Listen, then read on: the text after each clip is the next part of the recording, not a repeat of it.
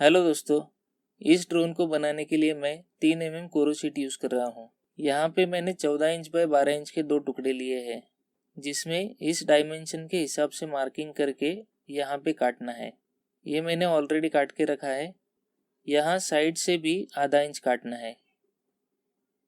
यहाँ पे देखिए मैंने इतना पार्ट रिमूव कर दिया ताकि ये आसानी से मुड़ सके। दूसरे फ्लैप को भी मैंने इसी तरह बनाया है। I hope you are getting the idea. यहाँ पे बेसिकली हम लोग फ्लैप्स बना रहे हैं। बाद में एक शीट में मैंने यहाँ पे खांचा किया और दूसरी वाले में ऊपर की तरफ खांचा किया।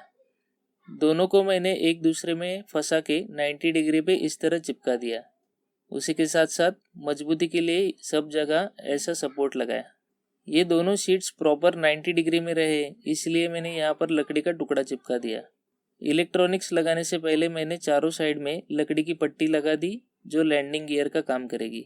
फिलहाल मैंने इसे टेप से चिपकाया है, बाद में मैं इसे हॉट ग्लू से लगा दूंगा। ये है हमारा मोटर माउंट। ये मेरा पहला अटेम्प्ट था जिसमें मैंने सिर्फ एक मोटर यूज़ की थी। मैंने मोटर को लकड़ी की पट्टी पे लगा के पहले दोनों साइड से टेप लगा दी। उसके बाद मैंने ये लकड़ी के टुकड़े चिपका दिए। ऑफ कोर्स ये सपोर्ट दोनों बाजू लगाने हैं।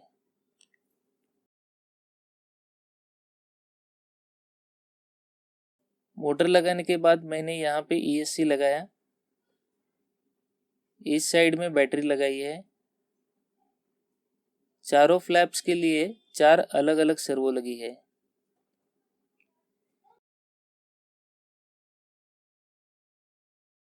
यहाँ पे फ्लाइट कंट्रोलर और रिसीवर लगा है। ड्रोन की पीछे वाली बाजू अभी हमारे सामने है, तो इसके फ्लैप्स देखिए इस तरह काम करने चाहिए। ये फ्लैप्स एयरफ्लो को कंट्रोल करके या फिर एयरफ्लो की डायरेक्शन चेंज करके ड्रोन को स्टेबल रखते हैं। इस ड्रोन की ये फर्स्ट टेस्ट है। यहाँ पे आप देख सकते हैं ड्रोन बहुत ज़्यादा अनस्टेबल है, तो इसका सोल्यूशन है कोएक्सियल ड्रोन। इसमें 2 मोटर्स एक दूसरे के ऑपोजिट डायरेक्शन में घूमती है, जो एक दूसरे का टॉर्क खत्म कर देती है।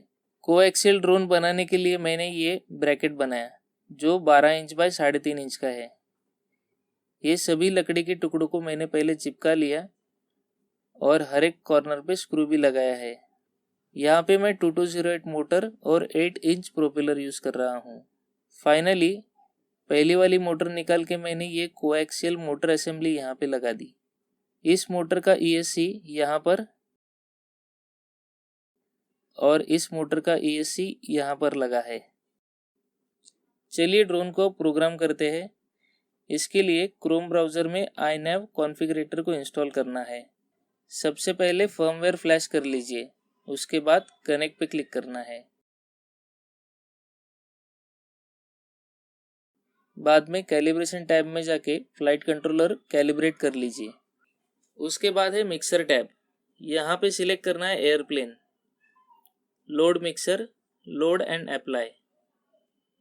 यहाँ पे सिर्फ एक मोटर होगी, तो ऐड न्यू मिक्सर रूल पे क्लिक करके दूसरी मोटर ऐड करनी है। ये सर्वो का सेक्शन है। यहाँ पे ऐड न्यू मिक्सर रूल पे क्लिक करके टोटल 8 रूल्स ऐड करने हैं। सर्वो 5, 5, 4, 4, 3, 3, 2, 2। बाजू में stabilize roll, roll, pitch, pitch, इस तरह आपको सिलेक्ट करना है। 100, 100, 100, -100, 100, 100, 100 और लास्ट वाला -100 रहेगा। Save and reboot. Configuration tab, board and sensor alignment, pitch axis पे 90 डिग्रीज करना है, क्योंकि हमने फ्लाइट कंट्रोलर ऐसा लगाया है।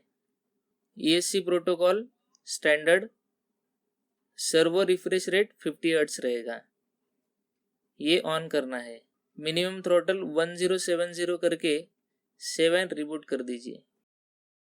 PID ट्यूनिंग, मेरा ड्रोन इस PID वैल्यूज पे स्टेबल हो गया। ये वैल्यूज़ आपको अपने ड्रोन के हिसाब से ट्यून करनी पड़ेगी। आगे आपको ESC कैलिब्रेट करना है। Outputs, I understand the risk. Master slider ऊपर करके बैटरी लगानी है, बाद में मास्टर स्लाइडर को नीचे करके बैटरी निकाल देनी है। ये करते समय मोटर पे प्रोपेलर नहीं रहेगा। ये हो गया हमारे ड्रोन का कॉन्फ़िगरेशन कंप्लीट। अब मैं आपको इसके कनेक्शंस बता देता हूँ। ये है हमारा ड्रोन जिसे हम ऊपर से देख रहे हैं। इसकी राइट साइड वाली सर्वो फ्लाइट कंट्रोलर के पिन नंबर 3 में लगेगी। लेफ्ट वाली सर्वो फ्लाइट कंट्रोलर के पिन नंबर 4 में लगेगी। फ्रंट वाली सर्वो फ्लाइट कंट्रोलर के पिन नंबर 6 में लगेगी और पीछे वाली सर्वो फ्लाइट कंट्रोलर के पिन नंबर 5 में लगेगी। दोनों मोटर के ESC को फ्लाइट कंट्रोलर के पिन नंबर 1 और 2 में कहीं भी लगा सकते हैं। इसी के साथ साथ सर्वो टैब में जाके आपको सर्वो नंबर 3 और सर्वो 5 को भी रिवर्स करना पड़ेगा। और ये हो गया हमारा ड्रोन रेडी। दोस्तों, इस प्रोजेक्ट में मैंने बहुत मेहनत की है। इस वीडियो को लाइक ज़रूर कीजिए। Thank you for watching.